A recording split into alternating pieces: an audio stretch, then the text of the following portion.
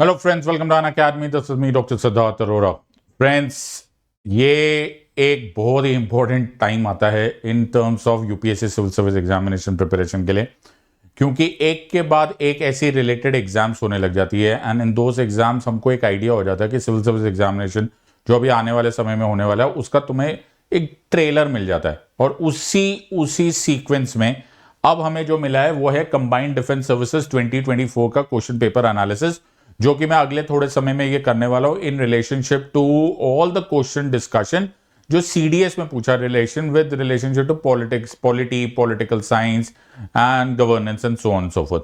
So in the next few minutes मैं तुम्हारे सारे क्वेश्चंस कर दूंगा और इन सारे क्वेश्चंस का ऑथोरिटेटिव आंसर दूंगा, उसकी एक्सप्लेनेशन दूंगा, उसका सोल्यूशन दूंगा। Make sure that you make notes of it. और जो लोग सिविल सर्विस एग्जामिनेशन की तैयारी करें 2024 में, तुमको एक थोड़ा बहुत अंदाजा हो जाएगा कि आगे क्या पूछे जाने की उम्मीद है। Of course, you cannot compare carrots to oranges, you cannot compare apples to oranges, so to say, in the sense, क्योंकि ये एग्जाम्स अलग अलग होती है, हर एक की रिक्वायरमेंट्स अलग अलग होते हैं, so don't get into any kind of गलतफहमी that one is going to be another one. So just don't be at 6s and 7s at this part. तुमको ग्रास्प लेना है, तुमको आइडिया लेना है। सिविल सर्विस एग्जामिनेशन के मुकाबले में हमेशा सीडीएस या फॉर दैट मैटर किसी भी एग्जामिनेशन का पैटर्न थोड़ा सा उतना ज्यादा कॉन्सेंट्रेट नहीं होता, बिकॉज उस सर्विसेज की, उस जॉब की कुछ और रिक्वायरमेंट्स भी होती है। Having said so, let's try and understand this without much ado. Alright, इससे पहले मैं स्टार्ट कर देना चाहता हूं, ये हमारे लिए एक बड़ी इंपॉर्टेंट अनाउंसमेंट है और हम अनअकैडमी की तरफ से आपके लिए एक बड़ा मेजर स्वागत करें। फर्स्ट ऑफ ऑल, आपने YouTube पर और सब जगह, बाकी सब जगह देख लिया होगा कि हमने अनअकैडमी में इस टाइम एक हैंडसम रिजल्ट प्रोड्यूस किया है। तो टॉपर्स ने अपने मुंह से, अपने शब्दों में, इंटरव्यूज में क्या हुआ है, कैसे हम लोगों ने उनकी हेल्प करी है, एटसेट्रा एटसेट्रा, हम लोगों ने we give our best, all the best of the best educators, we give our best to try and give you a realistic chance of cracking this exam. उसी संदर्भ में हम आपके लिए एक इवेंट लेकर आ रहे हैं, विच इज अनअकैडमी मंजिल 2024। ये 28 अप्रैल को है। इसी वीडियो के साथ इसका लिंक शेयर कर दिया जाएगा। उस वीडियो में उस लिंक को आप प्लीज ज्वाइन कर लेना। 1 PM to 2:30 PM आपको ज्वाइन करना है। इसमें best of the best educators आएंगे, ब्यूरोक्रेट्स आएंगे, सेलिब्रिटीज आएंगे और सबसे इंपॉर्टेंट दो मेजर, और टॉपर्स के साथ साथ दो मेजर अनाउंसमेंट्स हो जाएंगी। So make sure that you are part of it. बहुत ही इंटरेस्टिंग होने वाला है। Be a part of it part. जो लोग मेरे साथ टेलीग्राम पर चैनल पे अभी तक ज्वाइन नहीं करे, प्लीज मेक श्योर कि इस कोड को स्कैन कर लेना, इस वीडियो को पॉज करके। Make sure that you join this. मुझे जो कुछ भी खबरें, जो कुछ भी information, questions, knowledge etcetera etcetera share करनी होती है, मैं इसी टेलीग्राम चैनल पे करूंगा। उसी तरह से अगर आप अनअकैडमी का पार्ट बनना चाहते हो, आप अनअकैडमी के कोर्सेज लेना चाहते हो, इस कोड को स्कैन कर लो, सीधा उस लिंक पर पहुंचोगे, वहां पर सेड लाइव कोड यूज करना and you will get a handsome discount and you will be able to become a part of this part.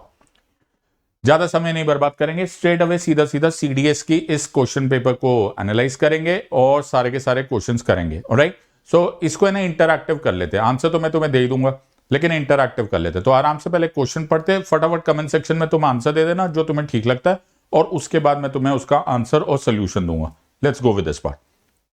पहला question, political analysis involves both normative and empirical approaches.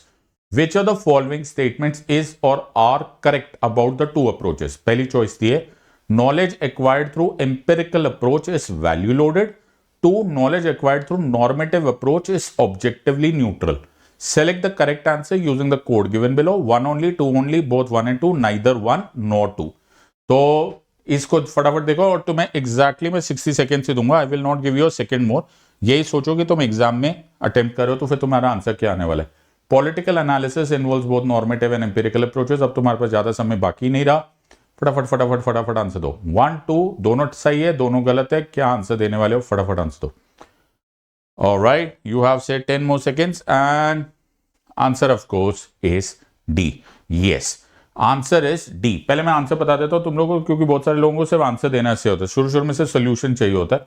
तो answer मैं दे देता हूं। Answer ये दोनों ही statements गलत है। अब मैं तुमको इसका दोनों का मतलब समझा देता हूं।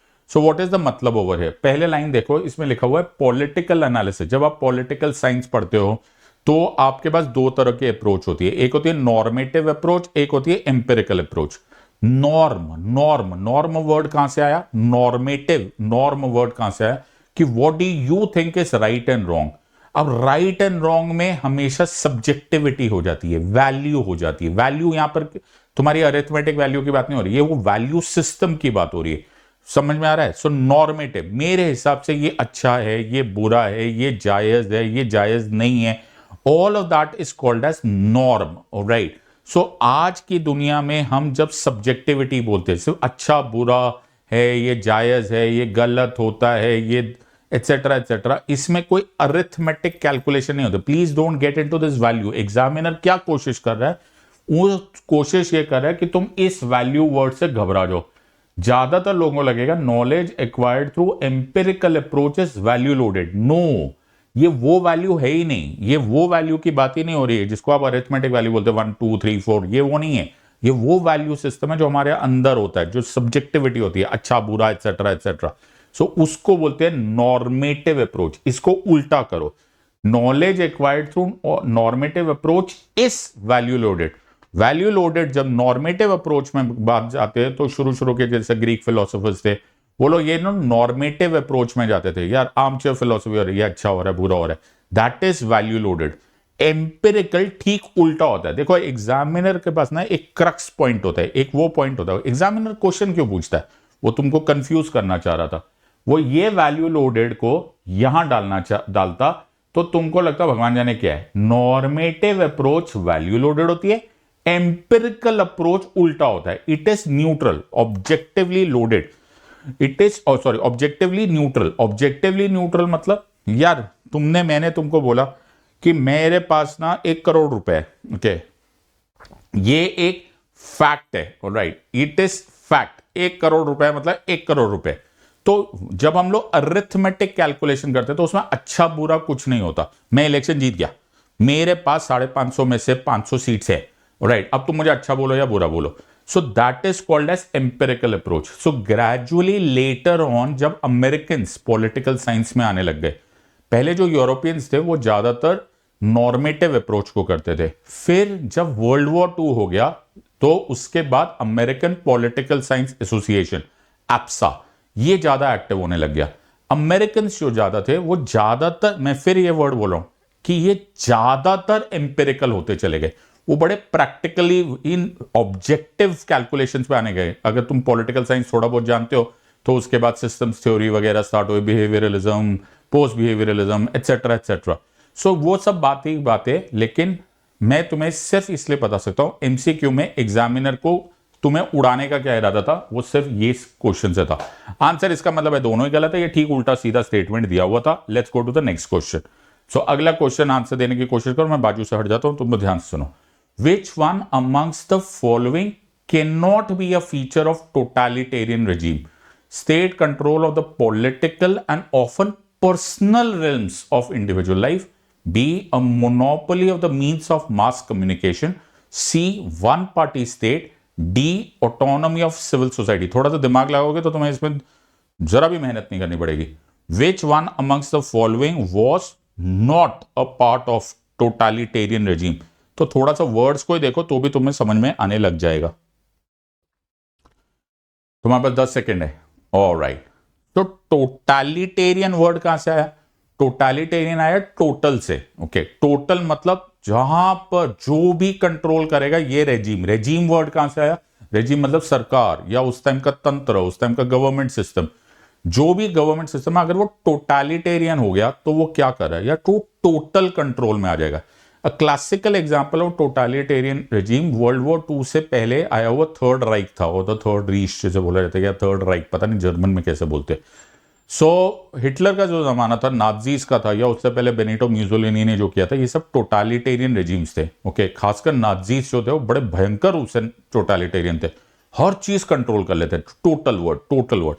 तो वो तुम्हारी इंडिविजुअल लाइफ में तुमने क्या सोच रहे हो, तुम्हारा धर्म क्या होना चाहिए, तुम स्टेट की तरफ सलाम करो, हेल हिटलर बोलो, मास कम्युनिकेशन को कंट्रोल कर लिया जाता है, मीडिया को कंट्रोल कर लिया जाता है। दे विल एंश्योर कि यार किसी भी हाल से मीडिया तुम्हें सच ना पता पाए, freedom of speech and expression को दबा दिया जाता है, और मोनोपोली कर दिया जाता है वन पार्टी स्टेट। तो एक ही पार्टी होती होगी, तब नाजीज होती थी ना, नेशनल सोशलिस्ट पार्टी, तो एक ही होता है, सर्वे सर्वा बन गया जी हिटलर, जो वो बोलेगा वही होगा। सो ये टोटलिटेरियन रेजिम है। तो state control of political and often personal Rhames, बिल्कुल सही बात है, तुम्हें क्या करना है ये सब भी उनका कंट्रोल है। Number 2, a monopoly of the means of mass communication, press उनका हो गया, freedom of speech and expression चले गया, वन पार्टी स्टेट हो गया, ये भी हो गया। अब चौथी लाइन तो ठीक उल्टा बोल दिए ना, चौथी लाइन दे दी ऑटोनॉमी ऑफ सिविल सोसाइटी। अगर सिविल सोसाइटी यानी कि तुम और मैं, हम अपनी बात रख पाए तो वह टोटालिटेरियन काय का हुआ? So there is no totalitarianism is it, ठीक उल्टा बोला है। तो ऑटोनॉमी ऑफ सिविल सोसाइटी का तो मतलब ही उल्टा हो गया ना, तो टोटालिटी, तो इसमें तो दिमाग लगाना ही नहीं था, टोटल वर्ड सोच लेते और सिंपल सी बात है। तो हैना एरेंट इसके बारे में एक बड़ी मेजर पॉलिटिकल थिंकर है, जिन्होंने यही वाली बात बोली कि यार जब वो नाजी, जब टोटालिटेरियन रेजिम चल रहे थे तब तुम लोगों को समझ में नहीं आ रहा था, तो बोले हमको कैसा समझ में आएगा? समझ में आएगा नहीं, क्योंकि मास कम्युनिकेशन थी नहीं, मीडिया चल नहीं रहा था, तो वो स्टेट हर चीज में बात कर रहा था कि स्टेट के ऊपर ही करो, जो भी है, there is nothing above the state etcetera etcetera. Simple सा क्वेश्चन है, इस बारे में ज्यादा विचार करने की जरूरत नहीं। एग्जैक्टली ठीक उल्टा चले जाओगे। डेमोक्रेसी, ट्रू ब्लू डेमोक्रेसी में फ्री फेयर इलेक्शंस होना चाहिए, मीडिया इंडिपेंडेंट होना चाहिए, पॉलिटिकल पार्टीज को आजादी होनी चाहिए, तुम्हें मेरी आजादी होनी चाहिए, हमारे पास आर्टिकल 21 की लिबर्टी होनी चाहिए, एटसेट्रा एटसेट्रा, वो डेमोक्रेसी है। उसी का ठीक उल्टा कर दोगे तो टोटालिटेरियन रेजिम है। और आंसर सीधा सीधा तुम्हारे सामने है, नो दिमाग लगाने की आवश्यकता ही नहीं थी। आंसर ऑफ कोर्स इसका डी है। इसमें एलिमिनेशन टेक्निक से बड़े आसानी से आंसर दिया जा सकता है, सिंपल आंसर। एक और क्वेश्चन करते हैं, और ये क्वेश्चन बहुत ही खूंखार लग रहा है मुझे। Consider the following statements. 1. Under Part 3 of the Constitution of India, individuals can enforce rights guaranteed by this part when they are violated by the action of the government authority. 2. Under Part 3 of the Constitution of India, individuals can enforce rights guaranteed by this part when they are violated by not only the action of the government authority, but also by its inaction. Which of the statements given above is or are correct? 1 only, 2 only, both 1 and 2, neither 1 nor 2. जो इसका answer देगा वो भी फंसा, जो नहीं देगा वो भी फंसा। ओके, क्योंकि मैं दोनों ही केस में तुम्हारे साथ आर्ग्यूमेंट करने वाला हूं। लेट्स सी तुम्हारा आंसर क्या होगा। थोड़ी देर ये इमेजिन करना कि तुम एग्जाम में बैठे हो, right. This is for amongst दोस्त जो सीडीएस एग्जाम नहीं दे रहे थे। जो सीडीएस एग्जाम देकर आए उनके लिए तो अलग ही बात है, जो आगे की तैयारी करे उनको भी पता होना चाहिए कि एक्चुअली होने वाला क्या है। Let's try and understand this part. So तुम्हारे पास 10 सेकेंड रह गए। सो द पॉइंट यहां पर ये है कि 1 स्टेटमेंट ठीक है, 2 भी स्टेटमेंट ठीक है, राइट। ये मेरे हिसाब से आंसर सी है। ओके, बट होल्ड ऑन, पहले मैं इसको समझाने की कोशिश करता हूं and let me explain this to you. पहले सबसे पहला ऊपर का स्टेटमेंट देखो, number 1, under part 3 of the constitution. Part 3 मतलब फंडामेंटल राइट्स। फंडामेंटल राइट्स कहां से स्टार्ट होते हैं? सब फंडामेंटल राइट्स स्टार्ट होते हैं आर्टिकल 12 से लेकर आर्टिकल 35 तक। इंडिविजुअल्स ठीक है, can enforce rights, justiciable rights. तो आर्टिकल 13 क्या बोलता है? No order, no action, no legislation, no amendment which violates, abridges, contravenes anything in part 3 of the constitution can be allowed. मैंने क्या बोला? मैंने बोला no order, no action, no legislation which violates, abridges, contravenes any of my fundamental right, इसको allowed ही नहीं है। अगर गवर्नमेंट अथॉरिटी, वर्ड क्या लिखा हुआ है? Government authority. अगर गवर्नमेंट अथॉरिटी मेरा कोई भी फंडामेंटल राइट को वायोलेट करेगा, अब्रिज करेगा, कॉन्ट्रावीन करेगा, मैं तो भाग के चले जाऊंगा। कहां जाओगे? या तो सुप्रीम कोर्ट जाऊंगा या मैं हाई कोर्ट जाऊंगा। और सुप्रीम कोर्ट और हाई कोर्ट में बोलूंगा माय लॉर्ड, मेरा आर्टिकल 13 के अनुसार मेरा फंडामेंटल राइट्स को वायोलेट किया जा रहा है, इनको रोक लो। और जो भी इन्होंने ऑर्डर पास किया, एक्शन किया, किसने? गवर्नमेंट अथॉरिटी ने जो भी ऑर्डर किया, एक्शन किया, लेजिस्लेशन किया, उसको नल एंड वॉइड, खारिज कर दो, उसको जीरो कर दो, अल्ट्रा वायरस डिक्लेयर कर दो। सुप्रीम कोर्ट बोलेगा बराबर है, ये तो किया जा सकता है। इसलिए फंडामेंटल राइट्स को वर्ड यूज किया जाता है जस्टिसिएबल। अब जस्टिसिएबल को एग्जैक्ट वर्ड में क्या लिखा जाता है? Justiciable means your rights can be enforced by the courts। हो गया जी, ये तो हो गया, इसमें कोई टेंशन नहीं थी। नंबर 1 स्टेटमेंट एकदम परफेक्ट है, हार्डली एनी मिस्टेक, मुझे कोई टेंशन ही नहीं थी। जो दूसरी लाइन है ये बड़ी खतरनाक है। ये है under part 3 of the constitution of India, individuals can enforce rights guaranteed by this part when they are violated by not only the action of the government authority but also by its inaction. इस पर research किया जा सकता है। Okay, और मैं मुबारक देना चाहूंगा सीडीएस वालों के लिए, यूपीएससी सीडीएस जो कंडक्ट कर रहा होगा, तो भैया क्या सोच के तुमने ये क्वेश्चन दे दिया। देखो, पहले मैं तुम्हें बता देता हूं कि इसका प्लेन सिंपल लॉजिक में क्या है। जो फंडामेंटल राइट्स होते हैं वो नेगेटिव इंजंक्शन होते हैं, ध्यान से लिखना, जो मुझसे पढ़े हुए उनको ये बहुत इजीली आ जाएगा। Fundamental rights are negative injunction. Sir ये नेगेटिव इंजंक्शन क्या होते हैं? फंडामेंटल राइट्स तुम पर नेगेटिव रिमार्क मारता है। जैसे कॉन्स्टिट्यूशन ने बोला है स्टेट तुम ये मत करना, ओके, मत करना। देखो जितने भी फंडामेंटल राइट्स है उसको समझने की कोशिश करो। Let's take an example, intelligently पढ़ो। Take an example, freedom of speech and expression. तो freedom of speech and expression में क्या बोला है, any citizen, every citizen can express his views, opinions and beliefs by words, writing, printing, painting, lithography or any other means except the reasonable grounds of restriction given under Article 19 subclause 2। अब तुम्हें तो लग रहा होगा ये मेरे को अधिकार मिले हुए, ये मेरे को राइट्स मिले हुए, लेकिन इसी चीज को एक और तरीके से बोलते हैं। बात कहते हैं ना, एक ही चीज को अलग तरीके से बोला जाता है। कैसे बोलेंगे? इसी चीज को कुछ ऐसे बोले कि कॉन्स्टिट्यूशन ऑफ इंडिया स्टेट को ये बोल रहा है, कॉन्स्टिट्यूशन ऑफ इंडिया स्टेट को ये बोल रहा है, देखो सिद्धार्थ का freedom of speech and expression लेना मत, उसको अपने words, writing, printing, painting, lithography के साथ अपने व्यूज, ओपिनियंस एंड बिलीफ बोलने देना।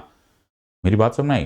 Don't take away my freedom of speech and expression, don't take away my freedom of assembly, don't take away my freedom of movement, don't do discrimination, don't take away my life, don't take away my liberty. समझ में आ रहा है? Fundamental right negative injunction है। DPSPs on the other hand positive injunctions बोलते हैं या फिर positive directions बोलते हैं। उनको क्या बोलते हैं? करो ये वेलफेयर स्टेट करो, इनको एजुकेशन दो, इनको ये दो, उनको सब्सिडी दो, उनका ये ख्याल रखो, एटसेट्रा एटसेट्रा। सो यही फर्क था फंडामेंटल राइट्स और डीपीएसपीस में। Fundamental rights are negative in connotation, in nature, in the sense, और डीपीएसपीस आर पॉजिटिव। तो यहां पे तो उल्टा ही लग रहा है मेरे को। यहां क्या लग रहा है? Under part 3 of the constitution of India, individuals can enforce rights guaranteed by this part when they are violated by not only the action of the government. तो कल गवर्नमेंट ने मेरे को बोला, सिद्धार्थ तेरा ना freedom of speech and expression ले रहे, तू अपनी बात नहीं बोल सकता, या तू है ना तेरी फ्रीडम ऑफ असेंबली रोक रहे या फ्रीडम ऑफ एसोसिएशन रोक रहे। तो वो क्या कर रहे हैं? Action of the government. मैं कहां भागूंगा? मैं जाऊंगा सुप्रीम कोर्ट, मैं जाऊंगा हाई कोर्ट और मैं बोलूंगा माय लॉर्ड देखो मेरे इनके एक्शन के अगेंस्ट आप ऑर्डर पास करो। इसमें कोई डाउट नहीं है, लेकिन डाउट आता है यहां पे, but also by its inaction. क्या मतलब कि गवर्नमेंट अगर कुछ ना करे तो भी क्या मैं सुप्रीम कोर्ट जा सकता हूं? At least in so far as part 3 of the constitution. इसके लिए दिमाग की जरूरत है। तो थोड़ी देर सोचो, एक एग्जांपल ले लेते हैं, लाइफ एंड लिबर्टी। आर्टिकल 21 बोलता है कि लाइफ एंड लिबर्टी तुम्हारी प्रोटेक्ट होनी चाहिए, ओके। और मैं एक पुलिस के पास जाता हूं और मैं पुलिस को बोलता हूं, देखो जी मेरे आसपास ना घर में गुंडे आ रहे, ओके, आप मेरा ना FIR दर्ज करो, ओके, आप मेरे लिए एक केस रजिस्टर करो, और वो केस रजिस्टर करेंगे तभी मेरा लाइफ बचेगा, okay. Right to life with is living with choice and dignity. और पुलिस मेरा काम नहीं करे, या फिर मैं चाहता हूं कि घर, जो मेरे घर में पानी आ रहा है वो पोल्यूटेड ना हो, साफ पानी हो, और सरकार का काम है कि उसको पानी साफ करना, ओके। तो ये लोग अपना काम नहीं कर रहे, तो क्या मेरा फंडामेंटल राइट वायोलेट हो रहा है या नहीं हो रहा है? हो रहा है। मेरा आर्टिकल 21 कैपिटल ए बोलता है एजुकेशन, राइट टू एजुकेशन तुम्हारा फंडामेंटल राइट है, लेकिन तुम लोग स्कूल ही नहीं बना रहे हो, तुम लोग टीचर्स ही नहीं बना रहे हो, तुम बुक्स ही नहीं अवेलेबल कर रहे हो। मैं सुप्रीम कोर्ट जाऊं या नहीं जाऊं, मैं हाई कोर्ट जाऊं या नहीं जाऊं? भाई जाओ, उनको बोलो रिट पास करें, my lord please pass a writ called as mandamus. Mandamus से आप कमांड दीजिए, सरकार को बोलिए काम करे, वरना भी तो मेरा फंडामेंटल राइट वायोलेट हो रहा है। Amazing answer. इतना सोचने के लिए तुम्हें सब्जेक्ट इन डेप्थ समझ में आना चाहिए। मेरा फंडामेंटल राइट, एक और एग्जांपल ले लेते हैं। फॉर एग्जांपल मेरी लाइफ और लिबर्टी की बात है, मेरे को पुलिस ना जाकर मेरे को पिटाई करिए, और पुलिस पिटाई करिए तो ये पुलिस गलत करिए, सरकार को मुझे बचाना चाहिए, तो मैं कोर्ट में जाऊंगा, मैं बोलूंगा माय लॉर्ड मेरे को इलीगली अरेस्ट किया जाता है, गवर्नमेंट मेरे को बचाने के लिए कुछ नहीं करती, तो क्या वो भी चलेगा? Absolutely. In all these matters, in action पर भी मैं कोर्ट जा सकता हूं। अब दूसरी चॉइस पढ़ो इसको ध्यान से। अब in this light of what I just explain, under part 3 of the constitution of India, individuals can enforce rights, yes, guaranteed by this part, मतलब मैं सुप्रीम कोर्ट जा सकता हूं, हाई कोर्ट जा सकता हूं, when they are violated by not only the action of the government authority but also by its inaction. Amazing answer, बहुत ही प्यारा क्वेश्चन है। तो answer of course is C. ये जिन लोगों ने आंसर दिया है, ओके, मैं मानता हूं कि it should be taken with a pinch of salt. Why? Because तुमने अगर आंसर दिया है अंडरस्टैंडिंग के बाद, कांग्रेचुलेशंस। अगर तुमने सिर्फ तुक्का मार दिया है तो प्लीज ऐसे मत करना, make sure that you understand the concept and then you will be able to, मैं तब तुम्हारी तारीफ अच्छे से करूंगा। So I am taking with a pinch of salt. जिन लोगों का करेक्ट भी आया है, I am taking it with a pinch of salt in the sense कि आपकी एक्सप्लेनेशन मुझे पता नहीं है, अगर आप समझ के कर रहे हो I am very very happy question now. Alright, so consider the following statements. In India, the Special Marriage Act protects an individual if one enters into an inter-religious marriage. 2.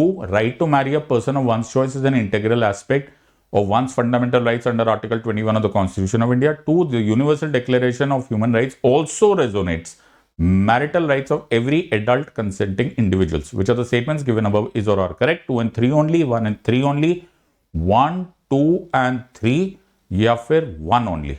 बहुत ही बढ़िया. थोड़ा सा एलिमिनेशन से करोगे अपना दिमाग अपने आप आ जाएगा. तुम्हारे पास 15 सेकेंड है.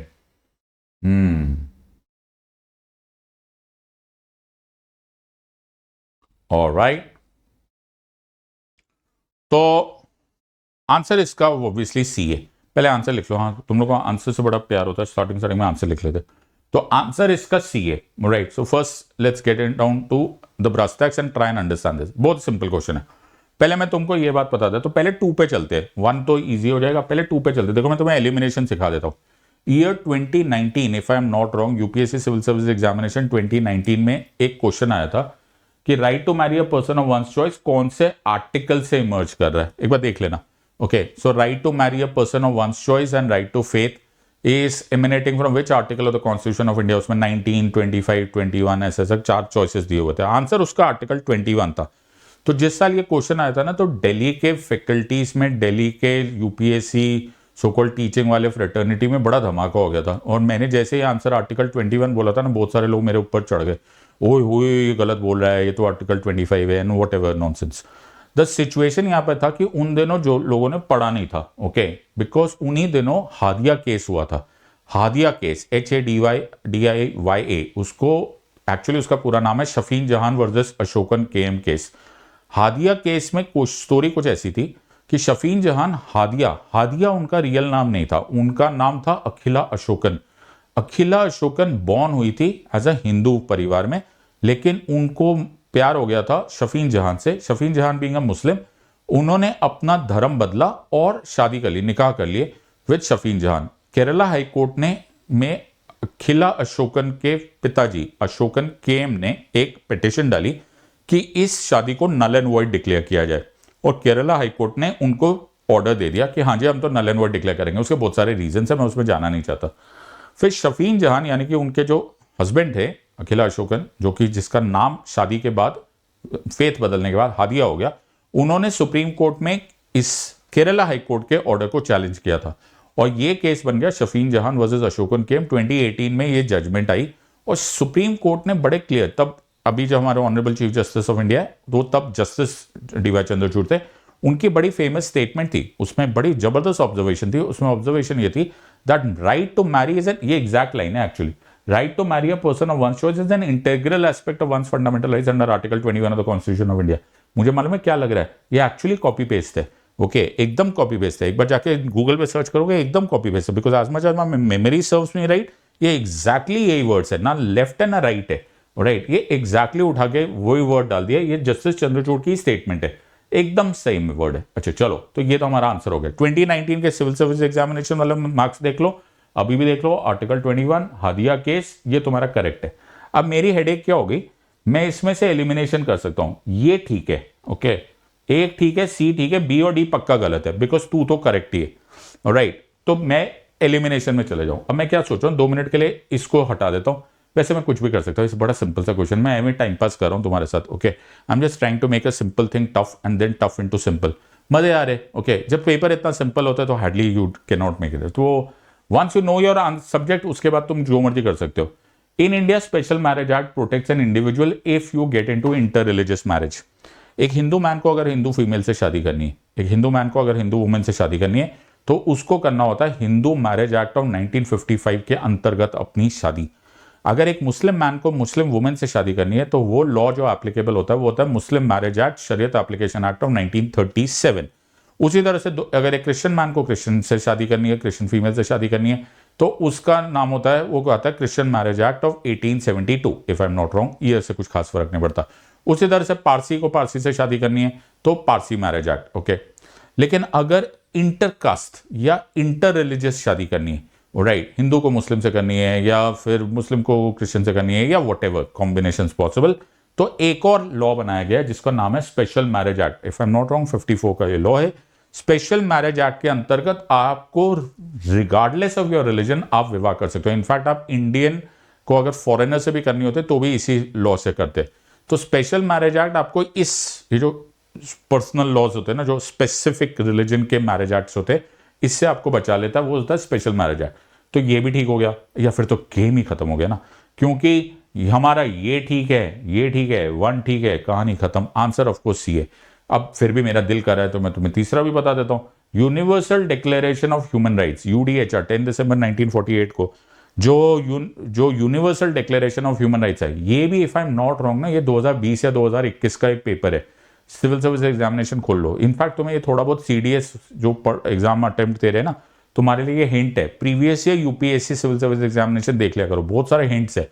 इतना डिटेल में ना लोग पढ़ते नहीं है, कोई पढ़ाता नहीं है, टाइम पास चल रहा होता है। But I teach the subject in a very exam centric manner. If I am not wrong 2020 या 2021 में ये क्वेश्चन आया था, universal declaration of human rights से हमारा क्या क्या पार्ट इमर्ज किया है। तुम्हें मालूम है हमारा 1948 में जब यूडीएचआर आ गया तो उसके बाद हमने अपना पूरा कॉन्स्टिट्यूशन कंप्लीट किया था ना। हमारा प्रियम्बल में भी यूडीएचआर के साइंस है, हमारे फंडामेंटल राइट्स भी यूडीएचआर से इमर्ज करे, हमारे directive principles of state policy भी यहीं से इमर्ज करे। इनफैक्ट दुनिया का शायद ही कोई कॉन्स्टिट्यूशन होगा जो यूडीएचआर, बिकॉज यूडीएचआर है क्या, UDHR is calling, it is a collection of all the natural rights, जितनी अच्छी अच्छी बातें सबको इकट्ठा करके यूडीएचआर में डाल दिया। तो दुनिया का ऐसा कोई कॉन्स्टिट्यूशन नहीं होगा, दुनिया का ऐसा कोई लॉ नहीं होगा जो यूडीएचआर से इमर्ज नहीं कर रहा। अब यहां पर क्या क्वेश्चन लिखा हुआ है, अब तुम्हारे लोग ना ऐसे घबरा जाते हो तुम लोग। यहां लिखा है universal declaration of human rights also resonates marital rights of every adult consenting individuals. दो एडल्ट्स हैं, वो शादी करना चाहते हैं वॉलंटरली, तो भैया वो यूडीएचआर में। अब जो नीली घास होते हैं, नीली घास समझते हो ना, ओके, जिनको हरी घास के साथ साथ नीली घास भी लगती है, उनको लगता है घास ना हरी के साथ साथ नीली भी हो सकती है। सो वो लोग ना दिमाग नहीं यूज करते, उनको लगता है यूडीएचआर, यूडीएचआर में शादी की बात होगी। अबे यूडीएचआर में शादी की बात थोड़ा होगी, यूडीएचआर में आर्टिकल 21 तो होगा ना, यूडीएचआर में लाइफ एंड लिबर्टी तो होगा ना। तो UDHR resonates with every right जो तुम्हें आर्टिकल 21 में मिलता है, और आर्टिकल 21 में शादी होती है, कंसेंटिंग एडल्ट्स के बीच में शादी हो सकती है। तो यूडीएचआर रेजोनेट लिखा है, रेजोनेट मतलब it is in the same thing. पढ़ने वाला होना चाहिए, पढ़ाने वाला हो जाता है, you will be able to crack this. तो 1 ठीक है, बिल्कुल ठीक है, 2 ठीक है, बिल्कुल ठीक है, 3 ठीक है, बिल्कुल ठीक है, आंसर सी है। Let's go to the next question. Alright, which one amongst the following is not under the jurisdiction of Protection of Human Rights Act of 1993? National Human Rights Commission, State Human Rights Commission, Human Rights Courts और Human Rights Council? मजाक है ये question. Which amongst the following is not under? Not under. मजाक question हो गया।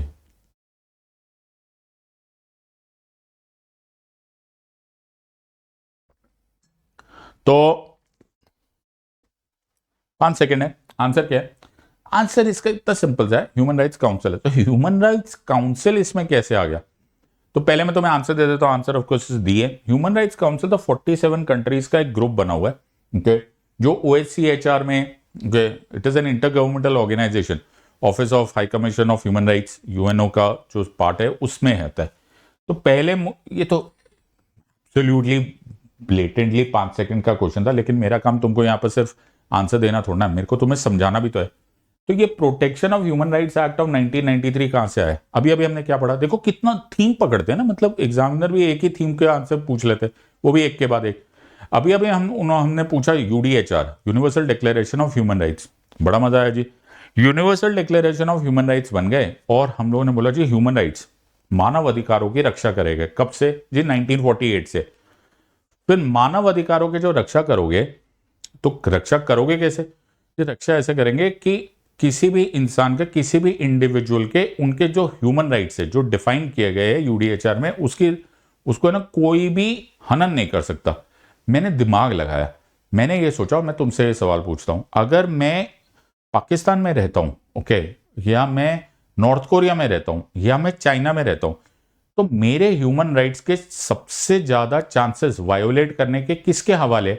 मैं पाकिस्तान में रहूंगा तो सबसे ज्यादा किसको किसको चांस है कि मेरे ह्यूमन राइट्स को वायोलेट करेगा?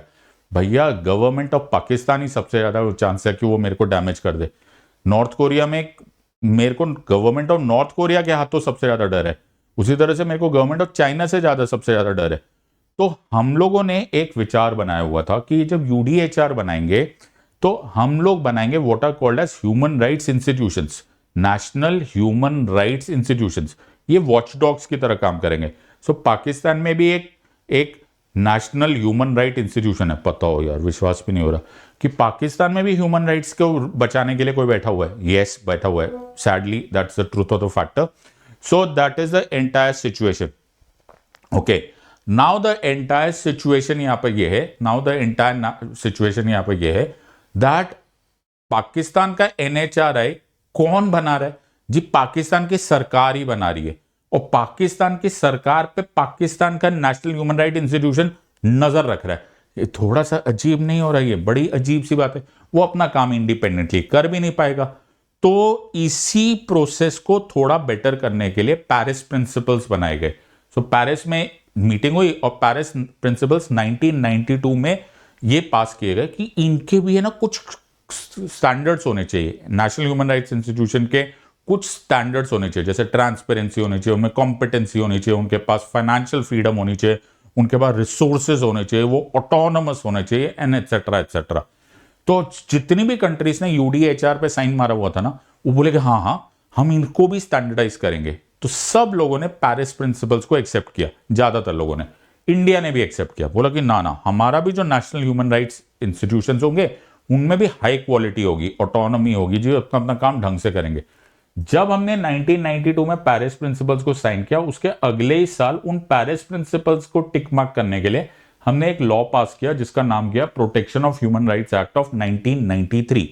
ये जो protection of human rights act of 1993 है, ये एनएचआरआईज को एक्चुअली बना रहा है। एक्चुअली एनएचआरआईज इनसे बन रहे, because national human rights institutions जो है उनमें यूनियन के लेवल पे यानी कि पैन इंडिया लेवल पे बने national human rights commission, state level पे बने स्टेट ह्यूमन राइट्स कमीशन, और इन सब लोगों के कोर्ट्स बनते हैं, स्पेशलाइज्ड कोर्ट्स होते हैं, which is human rights courts. Okay, now मैं सिर्फ इतना ही बात भी बोल सकता हूं बिकॉज यहां पर जो ह्यूमन राइट्स के डेफिनेशन, अब आपको दिमाग में आएगा सर ह्यूमन राइट्स का कोर्ट कौन सा होता है जी? कोर्ट तो नॉर्मली होता है, लेकिन उसको ह्यूमन राइट्स कोर्ट क्यों बोला जा सकता है? तो आई थॉट अबाउट इट। पहले तो मैंने एलिमिनेट कर दिया था कि ह्यूमन राइट्स काउंसिल का इससे कोई लेना देना होना नहीं चाहिए। Okay, so it is not under the jurisdiction, right? Now normal courts में भी क्या होता है, जब हम लोग जाते हैं तो ह्यूमन राइट्स की एक डेफिनेशन समझो। What is human rights? Human rights are those which are ensuring life, liberty, dignity of an individual and are enforceable by the courts of India within the territory of India. तो जैसे ही human rights commission को अगर कुछ ऐसा लगे, jurisdiction word हुआ ना, control, jurisdiction, कुछ लगे कि यार फला फला जगह पर किसी के साथ ह्यूमन राइट्स वायोलेशन हो रहा है, तो ह्यूमन राइट कोर्ट्स और ह्यूमन राइट्स स्पेशल कोर्ट्स की तरह उसको डील कर सकता है। इंटरवीनर एप्लीकेशन लगा सकता है, रिट्स लगा सकता है, जाकर सर्वे कर सकता है, अपने आप को पार्टी बना सकता है। सो ये सारी चीजें आ गई protection of human rights act of 1993। वैसे मैं यूपीएससी को थोड़ा सा एक सजेशन देना चाहता हूं कि ऐसे वर्ड्स ना यूज किया जाए। ये ह्यूमन राइट्स कोर्ट्स क्या होते हैं? थैंकफुली हम एलिमिनेट कर पाए वो human rights council, because human rights council completely गलत होता है, वो ओएचसीएचआर में आता है, उसका jurisdiction of protection of human rights act से कोई लेना देना नहीं है। आंसर हो गया ये D. Let's go to the next question. Oh my god, ये होता है क्वेश्चन, ओके, जो सिविक्स में बच्चा पढ़ रहा होता है ना, उसको भी ये आंसर आता है। According to Baba Saheb doctor B R Ambedkar, which one among the following articles is the heart and the soul of the constitution of India? 15, 21, 23, 32। जो 6th क्लास में बच्चा होता है ना, सिविक्स पढ़ने में पहली बार बैठा होगा ना, उसको भी ये क्वेश्चन का आंसर आता है, राइट? ऐसा मुझे उम्मीद है। मैं ज्यादा टाइम नहीं देना चाहता। आंसर ऑफ कोर्स इसका है D, article 32 of the constitution, right to constitutional remedies. Right to constitutional remedies को heart and soul of the constitution बोला गया। ये तो क्या बोलते हैं ना, इट इज कॉमन नॉलेज, इसके लिए ज्यादा तुम्हें रिसर्च करने की जरूरत नहीं, I am sure you know about it. लेकिन heart and soul of the constitution बोला क्यों गया? दिल, आत्मा क्यों है? तुमको है ना किसी दिन मौका मिलेगा ना, तो एक बार जाके नॉर्थ कोरिया का कॉन्स्टिट्यूशन खोलना। क्या बात कर रहे हो यार? नॉर्थ कोरिया, बिल्कुल नॉर्थ कोरिया का कॉन्स्टिट्यूशन खोलना। तुम्हें मालूम है जितने राइट्स हमारे दिए हुए ना उससे ज्यादा राइट्स वहां पड़े हुए। क्या बोल रहे हो? यस। तो तुम नॉर्थ कोरिया के नाम से जैसे दहल गया होगा तुम्हारा, ओके, कि भैया नॉर्थ कोरिया में तो वो जो डिक्टेटर है वो सांस नहीं लेने देता। बात यहाँ पे कि उसका कॉन्स्टिट्यूशन खोल के देखोगे तो उसमें बहुत सारे राइट्स ऐसे मिलेंगे जितने तुमने पढ़े भी नहीं होंगे। चाइना का कॉन्स्टिट्यूशन खोलोगे तो बहुत ही सॉलिड राइट्स मिलेंगे और दो डजन एक्स्ट्रा राइट्स होंगे। लेकिन पॉइंट क्या है, इन राइट्स का करूंगा क्या मैं? इन राइट्स का करने का कोई फायदा ही नहीं है, बिकॉज अगर सरकार ने इनको वायोलेट कर दिया, सरकार ने इनको नहीं दिया, सरकार ने इनको ब्रिज कर दिया, सरकार ने इनको बाईपास कर दिया, तुम्हारे पास कोई प्रोविजन है क्या? तुम उनको इन्फोर्स कर सकते हो कि नहीं? हमारे यहाँ पे जितने भी राइट्स है अगर तुमने उसको वायोलेट किया तो मेरे पास आर्टिकल 32 अवेलेबल है। I have a remedy against that. मेरे पास अगर कोई गलती हो गई मेरे पास रेमेडी है। I can approach the courts, I can go to the supreme court and I say my lord, my rights have been violated, have been abridged, have been contravened. Kindly pass a writ order, habeas corpus, mandamus, certiorari, prohibition, क्यों warrant हो, depending upon the situation, और मेरे rights मेरे को बचा लो, justiciable है। आज ऐसा तीसरा क्वेश्चन आ रहा है, आर यू नोटिसिंग? ये 2-3 टॉपिक्स में से क्वेश्चन आ रहे हैं। So answer of course is article 32। इसके बिना it is a nullity. Baba Sahab के वर्ड से कि इसके बिना it is a nullity. Fundamental rights are false promises, फिर कोई मतलब तो है नहीं, इट इज अ नलिटी। इसलिए heart and soul of the constitution is article 32। अगला क्वेश्चन आते हुए, who among the following filed the writ petition that led to the famous verdict of the supreme court of India recognising the right of privacy as a fundamental right? Justice P N. Bhagwati, justice Rohinton Fali Nariman, justice K S. Puttaswamy, justice Anil R Dave. ये सिर्फ वो लोग answer दे सकते हैं जिनको इस case का नाम मालूम है। अगर उनको केस का नाम नहीं मालूम है तो you are finish. Please YouTube पर जाइए, मैंने एक बहुत ही जबरदस्त वीडियो बनाया हुआ है, that is the landmark judgments of the supreme court. कृपा करके इसको पढ़ लो, ये तुम्हारे काम आएगा। Who amongst the following filed the writ petition? और इसका आंसर मैं वही बोल रहा हूं, जिसको नहीं आता उसको मैं 2 घंटे तक बिठा के रखूं तो भी नहीं समझ में आएगा, और जिसको आता होगा वो फटाफट आंसर दे देगा। आंसर ये है कि राइट टू प्राइवेसी को अपहोल्ड किया गया था as fundamental right in a landmark judgement, जिसको पॉपुलरली आधार केस बोलते हैं। लेकिन आधार केस को मतलब क्योंकि तब आधार कार्ड को चैलेंज किया गया था बहुत सारे ग्राउंड्स पे, लेकिन उस केस में कुछ और वजह से वो फेमस इसलिए हो गया बिकॉज राइट टू प्राइवेसी को फंडामेंटल राइट अपहोल्ड कर दिया गया। वो केस एक रिट पिटिशन थी जो फाइल की थी जस्टिस के.एस. पुट्टास्वामी ब्रैकेट में retired versus union of India 2018। So justice K S. Puttaswamy retired versus union of India, यही केस का नाम आधार केस है। तो ऑब्वियसली पिटिशनर कौन हुए? पिटिशनर हो गए जस्टिस के.एस. पुट्टास्वामी ब्रैकेट में एस से retired. Justice P N. Bhagwati 70s में हमारे ऑनरेबल चीफ जस्टिस है। जस्टिस रोहिंटन फली नरिमन, ओके, और जस्टिस दवे एंड सो ये सारे जो जजेस है, इन सब लोगों के कोई ना कोई लैंडमार्क जजमेंट जरूर रहे होंगे। मैं फिर रिक्वेस्ट कर रहा हूं, आप ना यूट्यूब पर जाइए, एक आई एम श्योर काफी लंबा चौड़ा वीडियो होगा, मेक श्योर कि आप उन सारे वीडियोस को देख लो। उसमें मैंने स्टार्टिंग से 1951 से, यानी कि all the way from A K. Gopalan case से प्रैक्टिकली अभी रिसेंट मोस्ट सारे के सारे मैंने किए हुए। ऑफ कोर्स जो लोग मुझसे प्लस क्लासेस में पढ़ते हैं उनको तो मालूम ही है। सो 2018 का ही ये केस था, जस्टिस के.एस. पुट्टास्वामी, ओके, और ये ए लिखा हुआ है, ए गलत है, ओके, वो गलती से मिसप्रिंट हुआ है। Answer is of course C, alright, और let's go to this part, okay. So वो ए मत देख लेना, ओके, आंसर सी है, justice K S. Puttaswamy versus retired versus union of India. अगला question, through the 42nd amendment to the Constitution of India, which of the following was or were inserted into its preamble? 1. Liberty of thought, expression and belief was substituted by liberty of thought, expression, belief, faith and worship. 2. The expression, quotes में डाला हुआ है, unity of the nation was substituted by unity and integrity of the nation. Select the correct answer using the code given below. 1 only, 2 only, both 1 and 2, neither 1 nor 2. फटाफट answer दो। ये बहुत ध्यान से देखना, तुम्हें आता तो होगा लेकिन ध्यान से देना, थोड़ा सा वर्ड प्ले है इसमें, सर्टनली इसमें थोड़ा बहुत तो वर्ड प्ले है। थ्रू द 42nd अमेंडमेंट, थोड़ा सा ध्यान से आंखें ऐसा जमा के आंसर देना ताकि गलत ना हो। ऑलराइट, सो एक्चुअली इस क्वेश्चन को अगर मैं बिल्कुल ही स्कूल लेवल पे कर दूं ना, तो मैं क्वेश्चन ऐसे बोलूंगा कि इनमें से कौन सा ओरिजिनल कॉन्स्टिट्यूशन में लिखा हुआ है।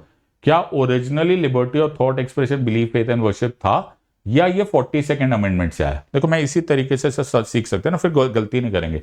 यहां पूछा 42nd अमेंडमेंट 1976 से क्या हुआ था, तो क्वेश्चन का मतलब है कि liberty of thought expression belief faith and worship 42nd amendment से आया था कि पहले से था।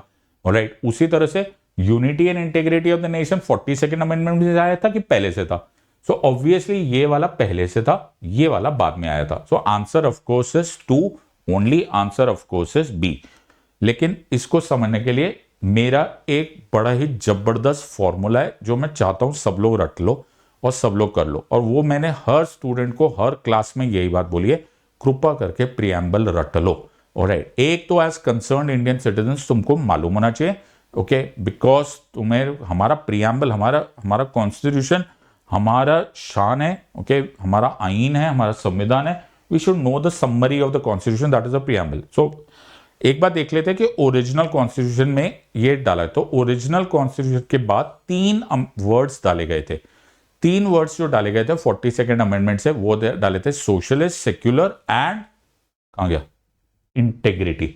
सो there were 3 words, socialist, secular and integrity. ये 3 वर्ड्स ओरिजिनल कॉन्स्टिट्यूशन में नहीं थे, ये 42nd अमेंडमेंट एक्ट ऑफ 1976 से डाले गए थे।